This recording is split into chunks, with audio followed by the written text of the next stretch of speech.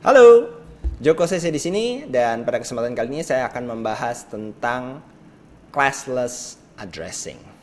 Bagian ketiga dari pengalamatan IP versi 4. Classless addressing atau classless architecture merupakan bagian dari classless interdomain routing. Pada arsitektur ini besar porsi network ID dan host ID-nya tidak terpaku pada konsep oktet pertama, oktet kedua, dan oktet ketiga.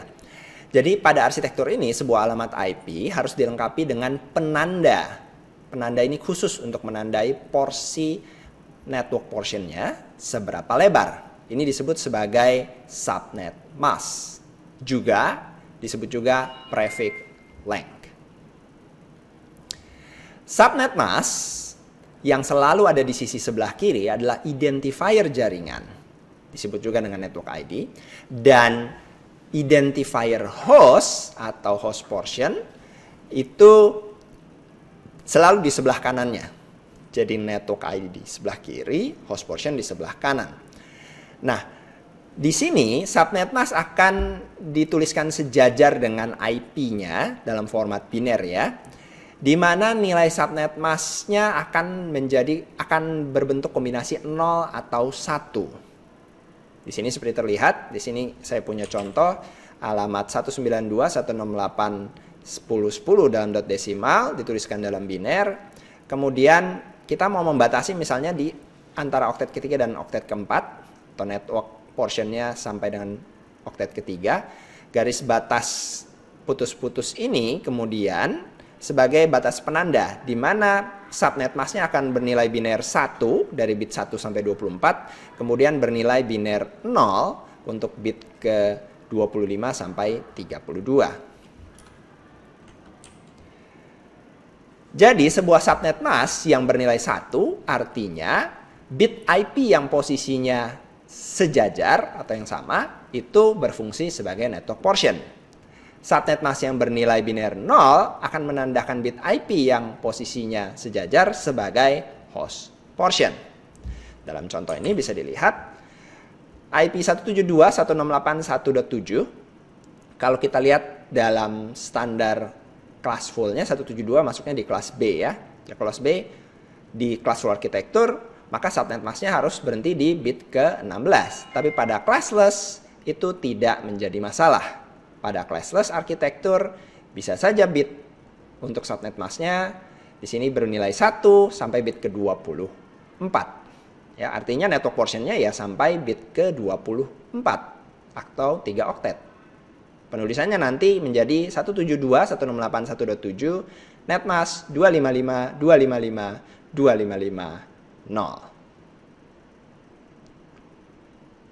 Nah, perlu diketahui bahwa posisi angka 1 pasti di sisi kiri dan tidak akan tercampur dengan angka 0. Jadi tidak bisa sebuah subnet mask dari angkanya 1 berubah 0 kembali lagi jadi 1. Meskipun jumlah angka 1-nya bisa digeser, tapi tidak akan terkombinasi atau tidak akan kembali lagi dari 0 ke 1. Selalu satunya sebelah kiri, setelah jadi 0, 0 terus sampai bit ke-32. Pada contoh yang ini, IP-nya 172.168.1.7, subnet masknya hingga bit ke-21. Sehingga network portionnya batasnya ada di tengah-tengah oktet.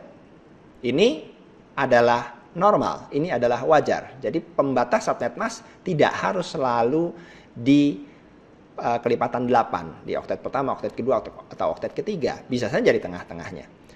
Sehingga di sini bisa dituliskan IP-nya 172.168.1.7 dengan subnet mask atau disingkat netmask 255.255.248.0. Perhatikan kembali cara konversi untuk biner ke desimal selalu dikelompokkan dalam grup 8 ya.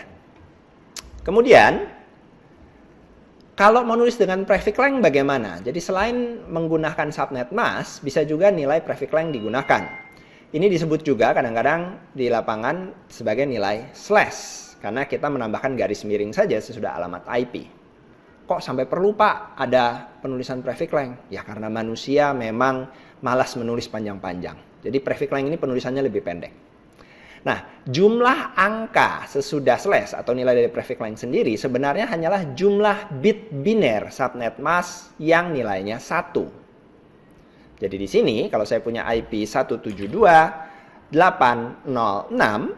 dengan subnet mask 11.11.11.11.11.11.0 hingga akhir. Di sini kan 16 bit pertamanya adalah 1.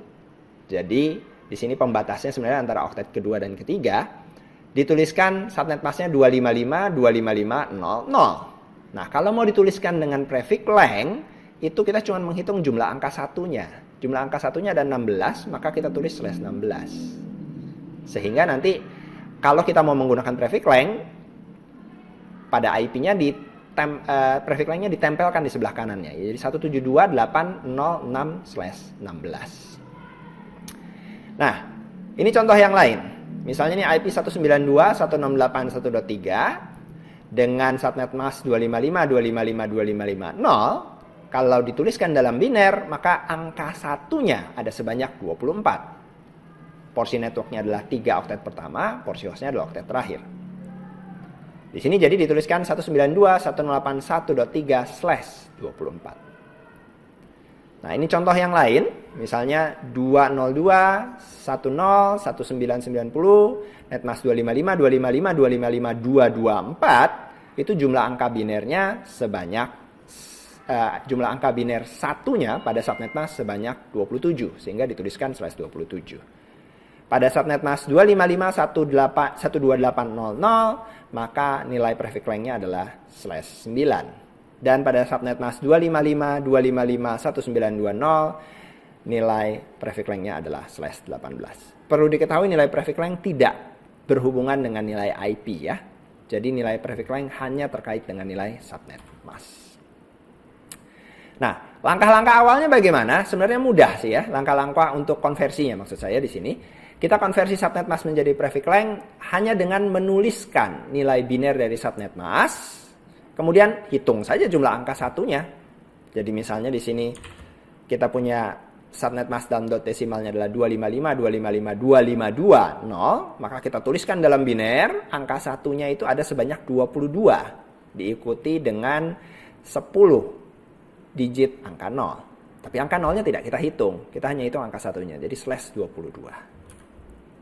Nah, kalau dibalik bagaimana prefix length jadi subnet mask? Nah, kalau prefix length jadi subnet mask, langkahnya cukup dituliskan angka 1 sebanyak nilai prefix length-nya, lalu dipisahkan setiap 8 angka dengan titik, lalu tambahkan angka 0 hingga total angkanya menjadi 32 digit, 32 buah ya. Contoh, kalau /17 itu subnet masknya menjadi 255.255.128.0. Kenapa? Karena angka satunya kita tulis 17, lalu kita tambahkan sisanya angka 0 sampai jumlah totalnya 32. Di sini kita kelompokkan per 8 menjadi 255.255.128.0 pada penulisan dot desimal. Nah, demikian penjelasan tentang classless arsitektur dan subnet mask dan prefix length. Lanjutnya adalah tentang pembahasan kategori alamat IP versi 4 dan proses ending yang bisa kalian lihat pada video berikutnya. Saya Joko CC undur diri, terima kasih, jangan lupa like dan subscribe. Bye-bye.